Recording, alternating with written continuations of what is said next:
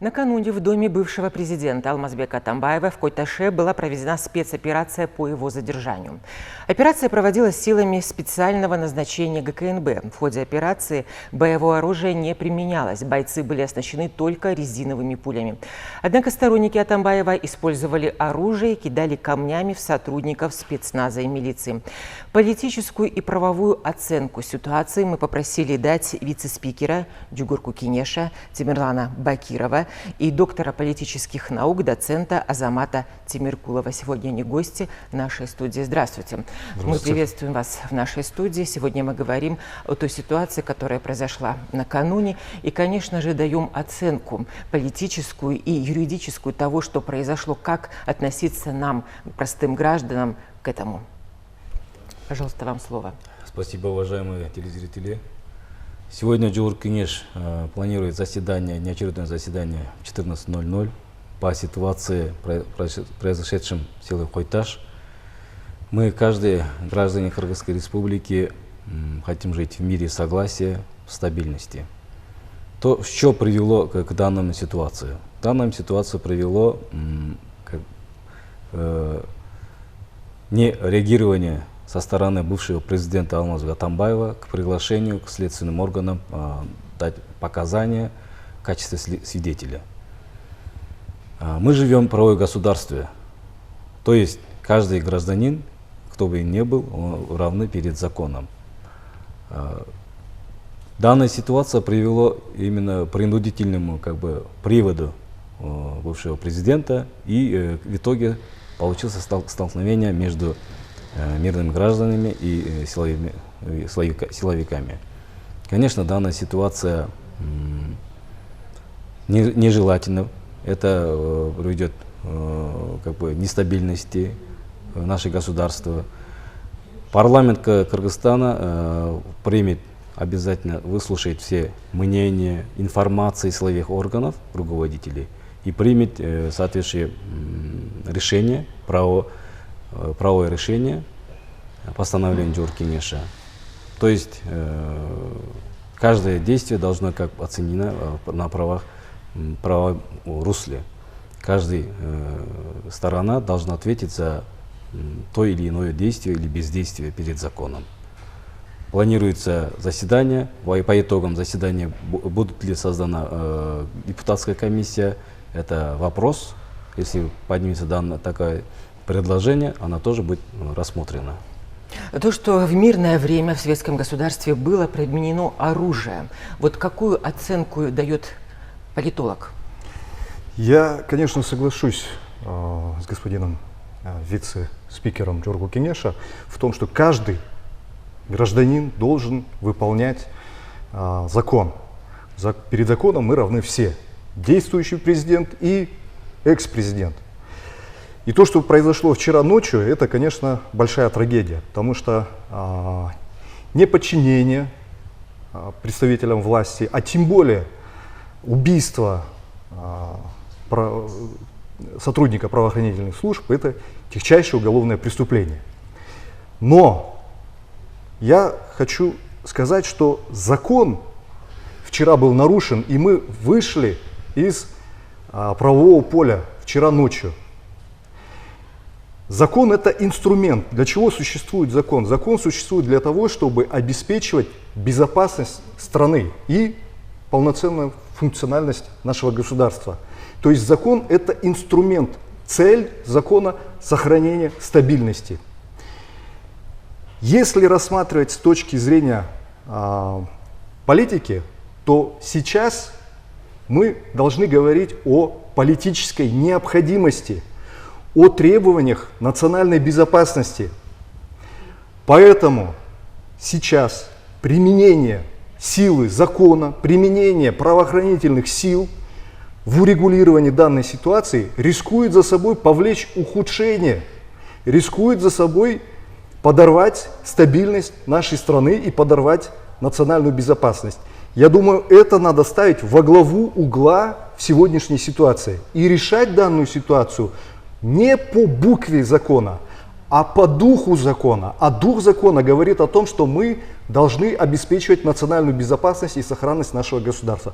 Поэтому сегодня политики должны прийти к консенсусу посредством диалога, посредством других инструментов, но они должны найти общий язык, должны найти общий консенсус и решить эту проблему без применения никакого насилия, чтобы это было все мирно и в интересах граждан нашей страны. Уже один человек погиб, сейчас под вопросом находится судьба 6 миллионов человек. Давайте не будем с этим играться и давайте садиться за стол переговоров и искать пути решения мирным путем, без применения никакого насилия. Итак, мы говорим о том, что совершено преступление против кыргызской государственности. Мы говорим о том, что сейчас необходимо сохранить страну, стабильность, потому что в стране очень много достигнуто достижений, на которые можно опираться и двигаться вперед. Ведь именно это нужно нам, простым гражданам, сегодня. Что думают депутаты об этом? Какую ответственность несет лично сам бывший президент за то, что было применено оружие накануне ночью? Это уже грубейшее нарушение нашего законодательства со стороны сторонников бывшего президента Атамбаева. Мы не должны ставить на чаше веса со сторонников Атамбаева или самого бывшего президента и 6 миллионов граждан нашей республики. Я как отметил, все нарушившие закон должны ответить перед законом. То есть мы как Джохор Кенеш, конечно, как народные избранники, нам не безразлична наша стабильность нашего государства, развитие, экономика, социальное положение и межгосударственные отношения. То есть мы соседним государствам должны с другой стороны дать показатель, а не так как митингами, так и беспорядками.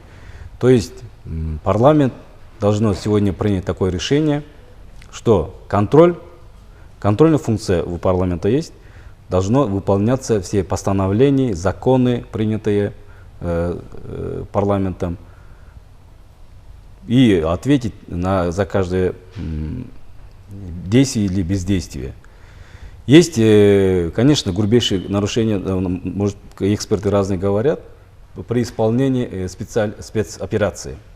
Неграмотно было использовано, и вот действия были как бы неграмотно, но это все должно быть поставлено на точки, может быть создана межведомственная и другая комиссия, ну не знаю. В целом для Кыргызстана нужна стабильность. Сегодня в соцсетях и разных средствах массовой информации ходят разные высказывания, разные мнения, и в том же время провокационные мнения. Мы не должны поддаваться провокационным мнениям, то есть должно быть, сегодня будет прямой эфир, надеюсь, в парламент. Каждая информация будет озвучена в стенах парламента, и по итогам данного заседания должны каждый гражданин прийти к согласию, миру, стабильности.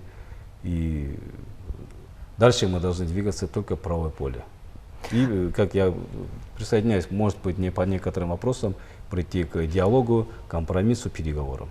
Скажите, пожалуйста, а вот депутаты намерены провести встречи в регионах для того, чтобы побеседовать именно с населением на местах?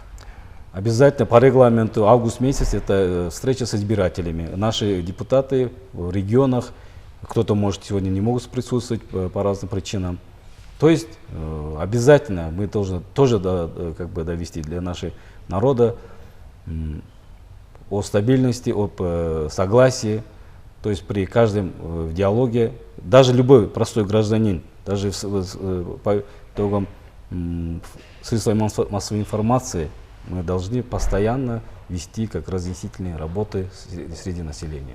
Вы призываете к диалогу, вы призываете использовать где-то даже методы народной дипломатии для того, чтобы урегулировать эту ситуацию, а не действовать какими-то традиционными методами. Но в какие формы это может вылиться, вот именно диалог, как это выглядит на практике? Это выступление через средства массовой информации, это информация в социальных сетях или что-то еще? Вы знаете, я думаю, что для сохранения мира и стабильности в стране все методы хороши. Это может быть и посредством СМИ, это может быть и посредством какого-то круглого стола, это может быть какие-то закрытые переговоры, о которых никто не будет знать. Но я уверен, что для сохранения стабильности в нашей стране, для сохранения государственности, действующая власть и власть прошлая должны сделать все возможное, чтобы больше не пролилась ни одна капля крови. И пусть даже где-то мы не будем следовать букве закона, пусть даже где-то мы и так очень часто нарушаем закон. И когда на весах стоит вопрос национальной безопасности, уж в этом случае переступить через закон и где-то пойти на какой-то компромисс, пойти на диалог и на политические пути решения проблемы, я думаю, уж можно. Я думаю, что каждый человек, живущий в нашей стране, должен понимать, что может стоять за этими беспорядками. Мы уже пережили, да, 2 революции, и нам не нужна стабильность, потому что она нашу страну, наше развитие откатывает назад. И это должны понимать каждый, начиная от фермера, да, крестьянина, врача, учителя и так далее. И не идти на поводу у каких-то провокаций. Это так? Обязательно. Я еще раз повторюсь, что мы пережили несколько, можно сказать, трудных моментов. Только вот стабильность, только развитие экономики, начинаются вот разные митинги, такие беспорядки. Это к чему приведет? Это опять же приведет к беспорядкам, опять же правонарушения простых граждан. Поэтому я призываю всех наших граждан к стабильности, миру, согласию. Мы все граждане одной страны, одной государства. У нас небольшое такое государство. Таких государств немного, так можно сказать. Поэтому все действия должны быть в рамках закона, путем переговора. Я даже соглашусь, что традиционных методов переговора. То есть мы должны воспринимать все методы, чтобы провести наше государство стабильность, сохранение, развитие в дальнейшем и согласие. В целом, кому это нужно, никому это не нужно. И с той стороны, например, и власти, и простому народу.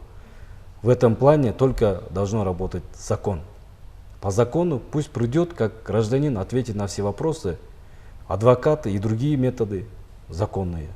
В этом никакого нарушения, никакого препятствия в этом плане нету.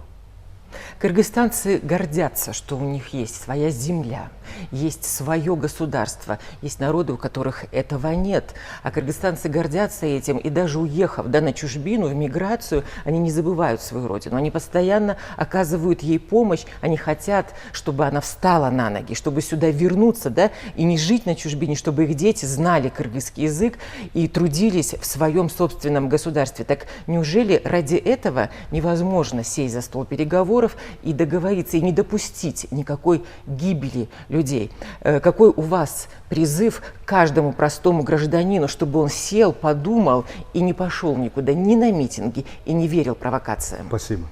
Я хотел бы обратиться к каждому гражданину Кыргызстана. Кыргызская республика – это государство, которое нам досталось в наследие от наших предков, вне зависимости от их этнической принадлежности, политической принадлежности или любой другой иной. Это наше наследие, которое досталось нам от тех, кто жил на этой земле до нас. Мы должны сохранить это достояние, это бесценное наследие. Сотрудники правоохранительных органов – это представители именно этого наследия, это представители нашей государственности. Мы должны уважать их, мы должны научиться подчиняться им. Но в то же время они не должны становиться инструментом в руках тех, кто находится у власти. Их нельзя использовать в своих личных целях. И, пользуясь случаем, хотел бы поблагодарить всех сотрудников правоохранительных органов. Вчера вы действовали на все 100%. Вы продемонстрировали высший профессионализм. Вы, которые боретесь с терроризмом, вас направили против безоружных людей. Но вы отнеслись к ним бережно. Вы не использовали огнестрельное оружие с боевыми патронами. Это была очень сложная задача. Но я считаю, что вы с ней справились. Поэтому, рискуя своими жизнями, вы вчера свою миссию, я считаю, выполнили. Вам большое спасибо.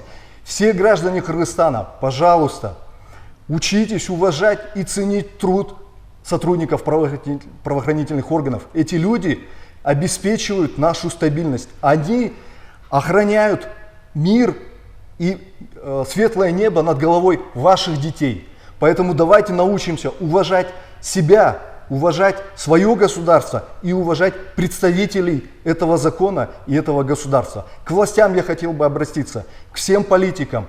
Пожалуйста, не ставьте закон выше мира, не ставьте законность выше будущего ваших и наших детей. Давайте научимся договариваться, давайте учиться диалогу и компромиссу. Давайте все вместе беречь наследие наших предков. Спасибо. Ну что ж, мы будем следить за развитием событий. Мы ждем решения Джугурку Кенеша, который сегодня соберется на внеочередную сессию. Я думаю, что наша встреча с вами не последняя. Но даже в бытовой ситуации иногда нам трудно усмирить свои собственные амбиции. Мы забываем о чем-то большом, светлом и хорошем. Большое спасибо за ваши призывы. Нам нужен мир. Нам нужна стабильность. Уважаемые телезрители, я напоминаю, что мы беседовали с вице-спикером Джугурку Кенеша Мирланом Бакировым и доктором политических наук, доцентом Азаматом Тимиркуловым. Оставайтесь на Лото 24, мы продолжаем информировать вас о событиях в стране и в мире. Всего доброго.